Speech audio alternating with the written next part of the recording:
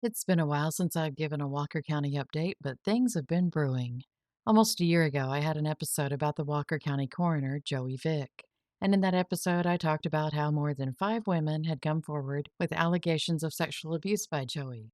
Joey was the pastor at the Living Light Church of God in Nauvoo, Alabama, which just happens to be the church that Sheriff Nick Smith goes to. In March 2024, the leaders from the Church of God International Executive Council, which is the governing body of the Church of God, confronted Joey about the allegations and asked him to step down. Joey announced it as though it was just a simple but sudden retirement from preaching, because that was probably a lot easier than being honest and saying that the Executive Council asked him to step down for allegations of sexual abuse. Ryan Cagle is a citizen of Walker County who was running for Senate at the time, and he had a phone conversation with Terry Hart, who was once the Church of God state administrative bishop over Alabama. And Ryan recorded that conversation. During the phone call, they discussed the allegations against Joey Vick, and Terry told Ryan that Joey had admitted to at least one of the allegations.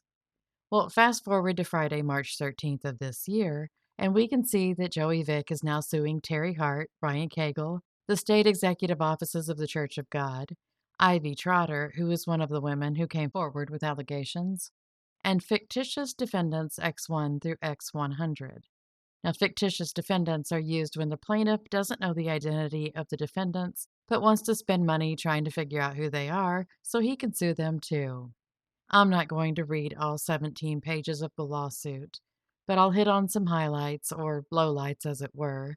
But first, I want to talk about what Ivy Trotter posted on April 5th, 2025 about Joey Vick. Now, she alleges that she and her family were attending the church that Joey Vick was preaching at the time, and Joey claimed he was going to be a father figure to her, but instead sexually assaulted her when she was 14, and it happened more than once. Now, anytime someone comes out as an adult to talk about how they were abused as a child, there are always people who say, well, if it really happened, why did it take so long to come forward? And to those people, I want to say sincerely, from the bottom of my heart, shut your ugly mouth all the way up. I applaud anyone who comes forward at any time of their life to talk about the abuse they've endured. So Joey is suing Ivy, claiming that, quote, within minutes of Trotter's post, which occurred on a Sunday morning at approximately 10 a.m., the post was shared hundreds of times, and the post received hundreds of comments, many of which threatened physical violence against the plaintiff over the conduct falsely alleged in the post. End quote. Many of which. Nah, that's not what I saw when I went and read the comments. One guy said Joey would catch these paws if he tried going after Ivy. Another guy told him he'd have his back. And a third guy said that Joey would be in trouble if he ever touched a little girl again. Now, there were 187 comments total, so those three are a whopping 1.67%. So I don't think that qualifies as many, you dweeb. And if you actually feel threatened by those comments, maybe you should just grow a pair already. And it was shared 215 times, so yes, technically hundreds, but only 2 of them. Not using the exact number makes it sound like the post went viral. So according to Joey, Ivy is lying and he's telling the truth. There was a comment on that post that did catch my eye, and amongst all these horrible threats against Joey, and I'm not going to out the person who made it, but it was in a side discussion about whether or not Joey was still a pastor anywhere, and this comment was made, quote, I was on an investigative board, and when he was confronted with similar accusations, he surrendered his ministerial credentials and had to resign and step down from the pastor position, end quote. Now, I will say that this person who commented wasn't Terry Hart, so it's yet another person who is claiming that Joey Vick was confronted with the allegations in a meeting with the denomination elders. But in his lawsuit, Joey claims that, quote, in March 2024, Vick was made aware of the existence of false allegations against him, which concerned sexual misconduct. Vick participated in a very brief telephone conversation with the administrative liaison of the Church of God and the Church of God Alabama state executive offices, Bishop Alton Bristow, and advised Bishop Bristow that he'd already planned to retire in 2024 and that he did not have the energy to fight against the scandalous and false allegations, and that he was retiring immediately. At no time did Vick ever discuss any allegations, much less any details of any allegations, with defendant Terry Hart, nor any other employee of the defendants, the Church of God, or the Church of God Alabama State Executive Office other than Bishop Alton Bristow. End quote. Alton isn't the one who made that comment either, so it sounds more like there were at least 3 people in on that committee meeting that day. But according to Joey, the board members are lying, but he's telling the truth. Ryan Cagle is in the mix because he shared that recorded phone conversation on Facebook, and I'll post a link of that in the description box. So according to Joey, because everyone is talking about him, he has lost the opportunity to earn an additional $120,000 in wages. Does that mean he was making $60,000 a year as a pastor? And if he was going to retire in 2024 anyway, then how did he lose the opportunity to make any money if he was already planning on not making any money? Joey, you ignorant putz. So he is demanding compensatory and punitive damages because, according to Joey, quote, as the result of the acts and omissions of defendants, plaintiff has experienced unbearable embarrassment, shame, humiliation, ridicule, anxiety, and distress. And here's what the lawsuit says about the fictitious defendants. Quote, fictitious defendants X1 through X100, whose correct identities are not known to plaintiff, but who will be identified and promptly identified herein by their correct names once the same are known to plaintiff and obtained through pretrial discovery, conspired, combined, coordinated, schemed, and planned with defendants Trotter and Cagle to amplify and boost the false and libelous allegations made against plaintiff by Trotter in her Facebook post of April 6, 2025. End quote. So the thing is, he was already fired from the church before Ivy ever made her statement. And he was asked to resign in March of 2024, and she didn't make her statement for another year. So Joey was fine not making money from the church and just didn't have the energy to fight any allegations until Ivy made her statement and his dirty little secret, well, alleged dirty little secret, was public.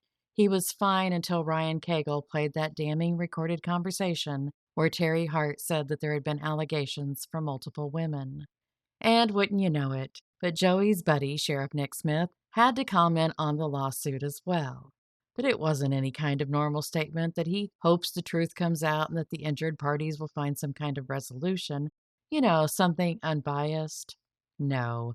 Here's what Ridiculous Nicholas said, quote, it looks like through the legal system and recent filings, the identities behind the fake accounts and those behind them will be revealed over the next few months.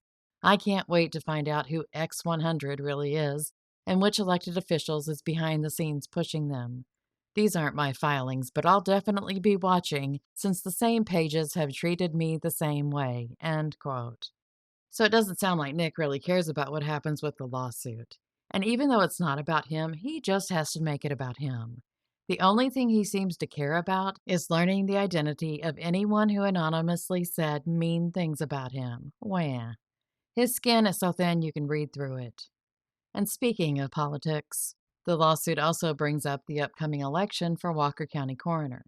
Quote, the false representations published by defendants Trotter, Cagle, and Hart, individually and in his capacity as administrative bishop of the Church of God and Alabama Church of God state executive offices, were and are injurious to the reputation of plaintiff in the community and in the eyes of the voters of Walker County, Alabama, who would be deciding whether to re-elect plaintiff as the county coroner following the publication of these false and libelous lies. End quote. So it sounds like maybe Joey is trying to hedge his bets here, so if he loses the election for county coroner, he can blame someone other than himself. I mean, is it really Joey's fault that he's friends with Nick Smith? Which could be another reason people aren't going to vote for him, considering all of the scandal that's surrounding Nick Smith right now. So maybe Joey should have just mustered up some energy back in 2024 and fought those allegations since he's claiming they were false and all that. And I know that when people go public with their story of how they were abused, there are always some that doubt them, which is ridiculous. People will claim that the survivors are just making it up to get attention or some other nonsense like that. But what about the others named in the lawsuit? What in the world would Terry Hart and the entire Alabama Church of God Executive Council have to gain by accusing Joey Vick of sexual assault?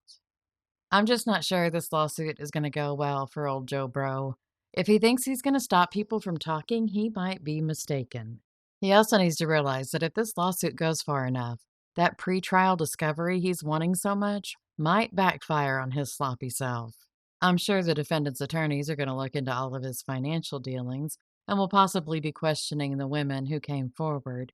And there might even be more women who step up to speak out. So it'll be interesting to see how this ends up. Hopefully, in the end, the truth will come out. We'll see who is actually lying and see if Joey filed this lawsuit for redemption or for revenge. If you're one of those who are wondering if you should speak out against any abuser, the answer is yes, as long as you feel safe doing so. There are so many people who will stand up with you and who will support your decision. Thank you so much for being here. Please like, share, and comment so more people can know what's happening down yonder in Walker County, Alabama. I'll be back soon with more true crime. Until then, stay safe and be happy.